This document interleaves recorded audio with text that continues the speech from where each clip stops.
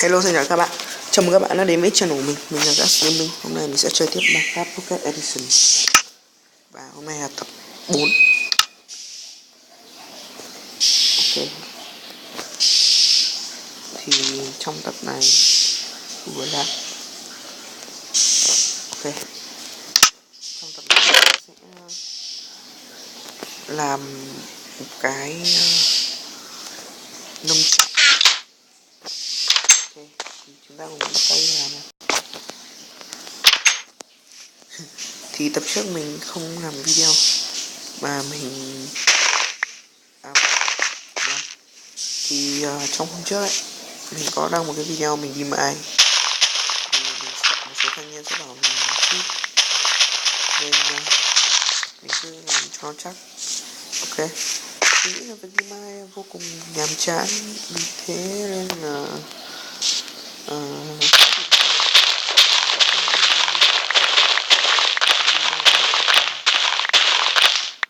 không có ai đi mai. Cái này mình cũng ước là 9 phút nên là đi mai khá là lâu.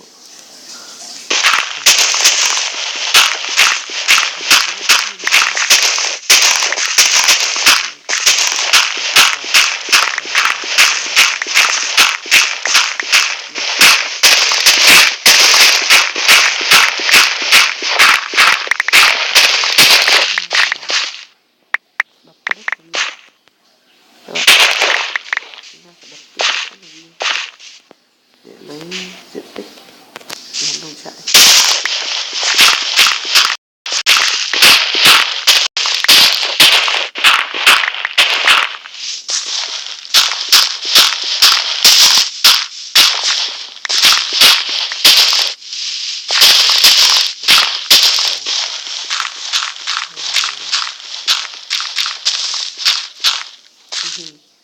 Mình có tìm được một cái spam zombie ở trên chỗ hấp rồi, mình đã chưa làm được. Biết làm spam hay là gì đấy. Ok, ok, để chúng ta có một vị mà tắt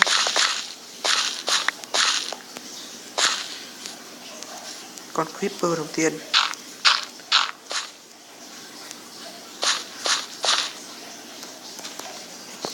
Rồi nhá. Oh shit, mình quên chưa làm một cái để tạo đi. Mình sẽ làm một khúc đá.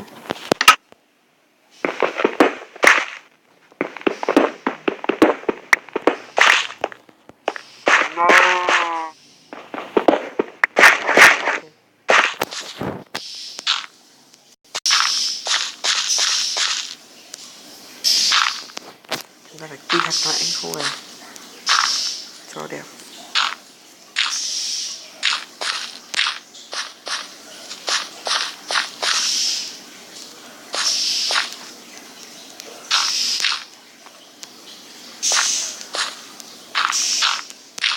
Ok, mình sẽ làm một cái nông trại nhỏ nhỏ.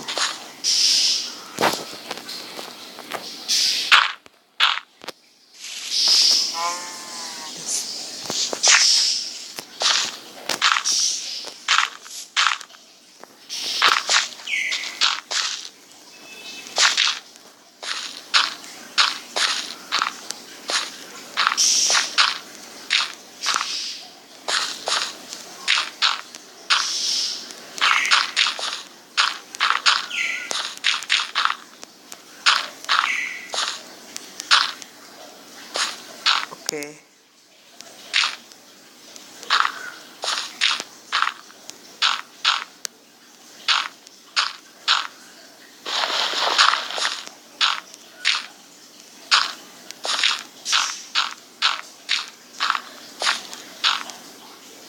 hết đất là trước mình đã mai được khá nhiều sắt.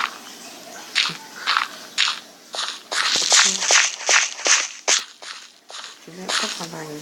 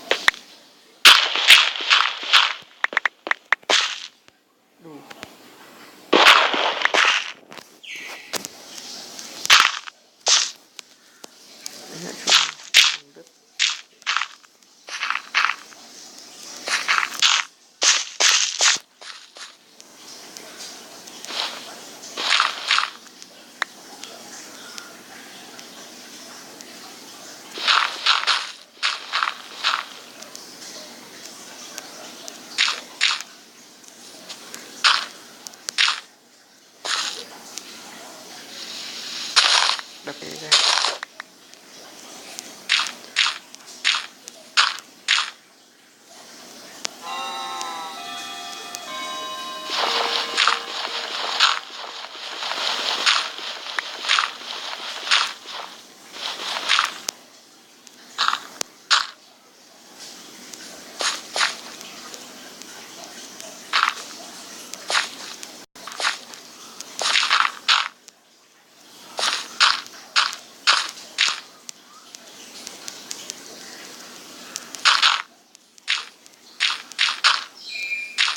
Ok.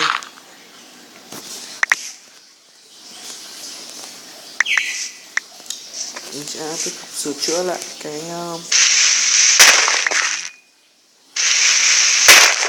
thật sự là tập không có gì nhiều để nói.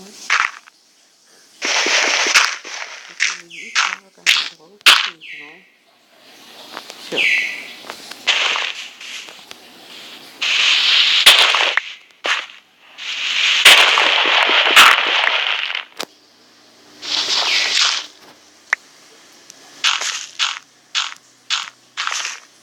Ok. Tiếp tục dùng việc sửa chữa. Đủ quá.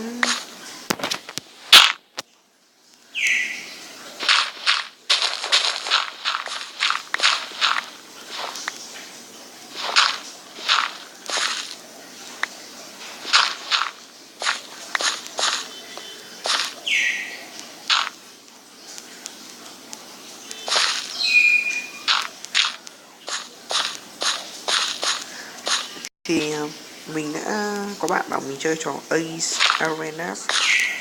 Mình đã chơi trò đấy rồi nhưng mà mình thấy nó không được hay cho lắm,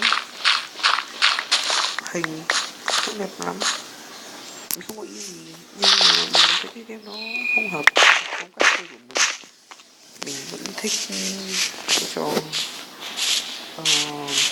bên nó vui hơn. Vì thế có gì thì bạn hãy cứu lỗi cho mình nhá. Cho đấy mình thấy cũng được, nếu mà bạn muốn thì mình có thể làm một lúc nào đó chứ không làm thành hẳn một series nhá. Vì là mình thấy game đó không được hay cho lắm. Đấy thôi ý kiến mình thôi, chưa theo ý kiến các bạn thì mình không có ý kiến gì, nhưng mà mình thấy nó hay lắm. Kiểu dạng ấy. Ok, video chính của mình thì vẫn chỉ là Minecraft.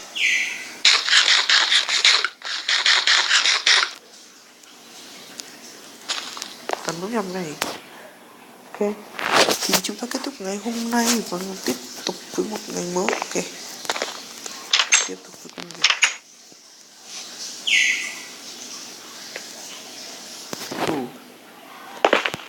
Mình xuống đến đây mình mới nhận no.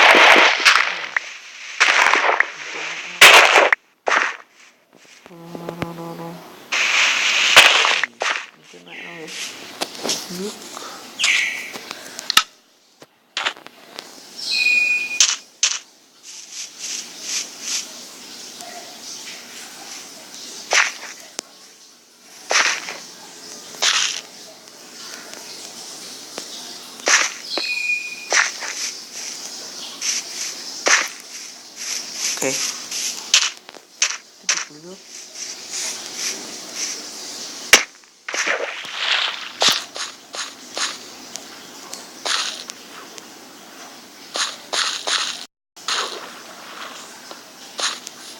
Công việc rất là chán.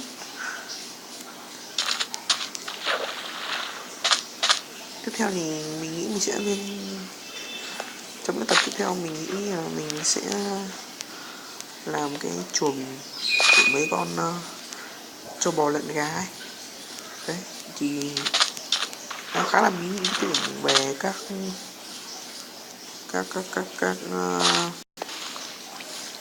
thứ mình sẽ xây sau.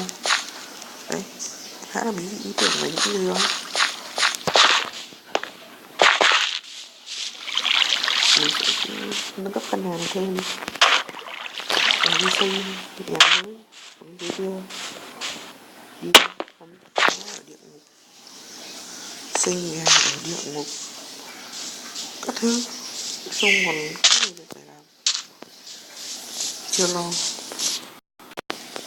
Và cái phong cách chơi của Minecraft nó không thể nào được đa dạng như là Minecraft trên máy tính, vì thế nên nó sẽ có nhiều điều gì đó không hay lắm, không hay lắm.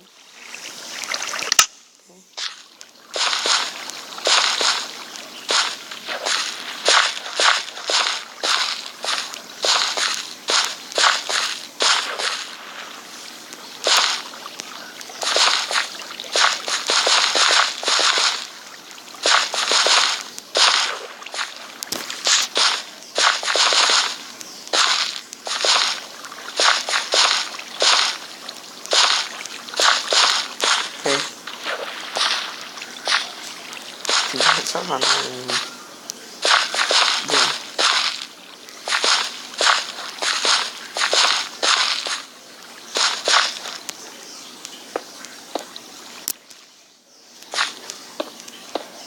Mình sẽ đặt ra lên giống như những cái farm khác mình đã xây này để đi kiểu thu lượm hái đồ nó dễ dàng, không bị rơi xuống nước, không phải vẫn được. Đã có nhiều lắm rồi, mình không muốn mình mất chút đâu, mình đã sức ở trên mình rồi về cách làm như thế này.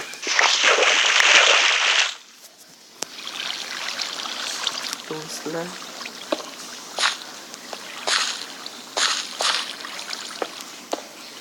Ok, hôm nay mình sẽ cố gắng làm hơn 2 video. Oh fuck, để nhầm.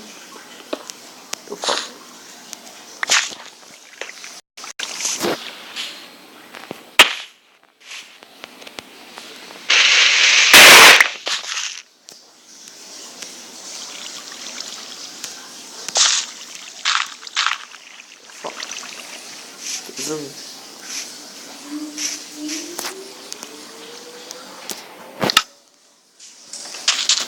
Ok.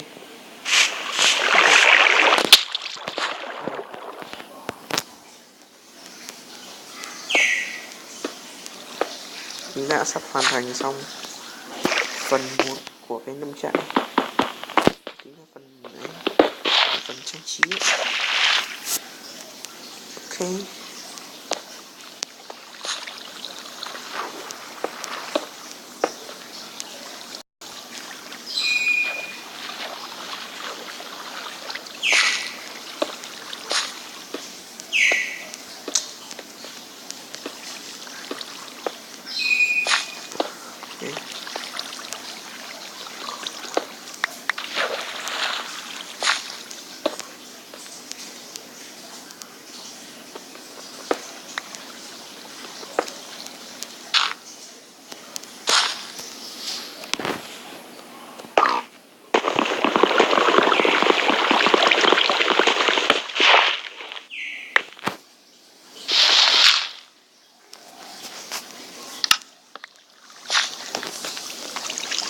Chúng ta đã hoàn thành xong một phần của nông trại và mình vừa bước vào đây.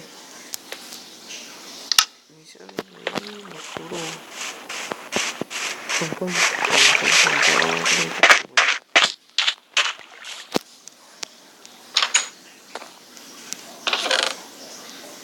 đủ hoa giống. Mình sẽ phải đi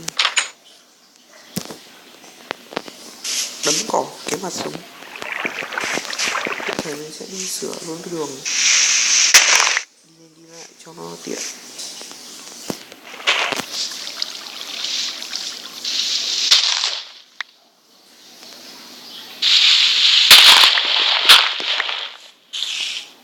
Ok.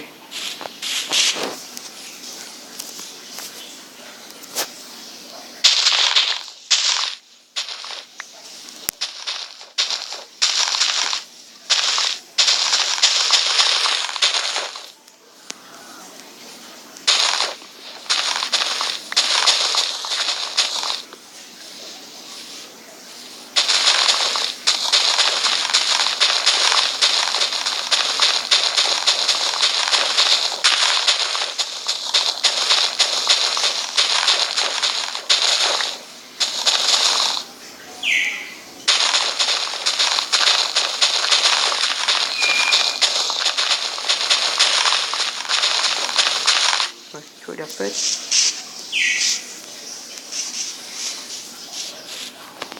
Ở đây có cái hang.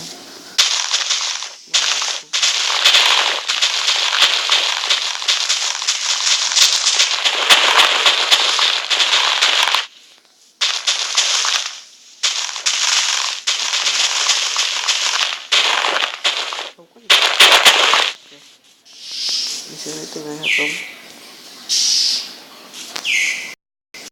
Nhà mình chỗ nào này? Đây.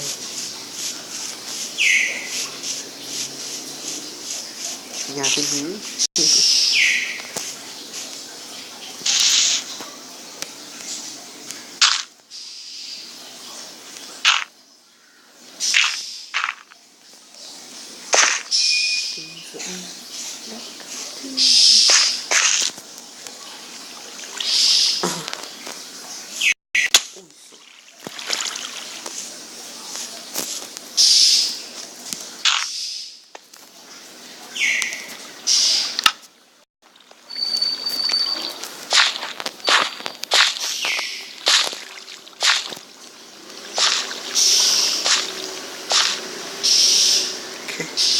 Thì chúng ta có điện từ từng này đã, còn lại thì tính sau. Mình có ý định là sẽ lòng chi phí thế nào không đấy. Thì mình sẽ cần phải nhiều cát hơn.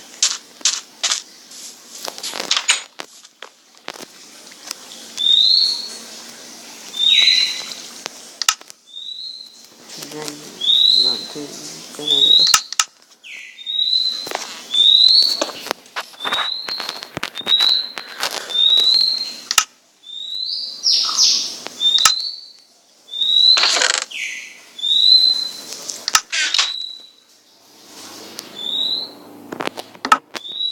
Thì tập này mình nghĩ là sẽ kết thúc ở đây.